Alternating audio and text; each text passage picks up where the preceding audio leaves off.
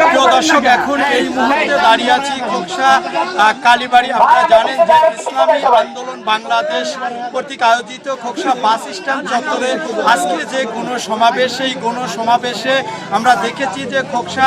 পৌর শাখার উদ্যোগে 2 এবং 4 নং ওয়ার্ড থেকে তাদের নেতৃত্বে আমরা দেখেছি যে এই খোকসা কালীবাড়ি থেকে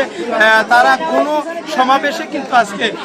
শরিক হবেন এবং অংশগ্রহণ করবেন। বিস্তারিত দেখতে পাচ্ছেন, আমরা দেখেছি খোকসা কালীবাড়ি চত্বর থেকে আজকে তারা তাদের যে ইসলামী আন্দোলন বাংলাদেশ খোকসা বাস স্ট্যান্ড চত্বর আজকের যে গণসমাবেশ, সেই গণসমাবেশে কিন্তু তারা শরিক হবেন। ইতিমধ্যে কিন্তু আমরা দেখেছি যে খোকসা পৌর শাখার উদ্যোগে, এবং আমরা দেখেছি যে খোকসা পৌর 2 এবং 4 নং ওয়ার্ড থেকে যে সকল ইসলামী আন্দোলনের নেতাকর্মী রয়েছেন তাদের উদ্যোগে আজকে এখান থেকে বিশাল একটি মিছিল নিয়ে তারা আজকে যে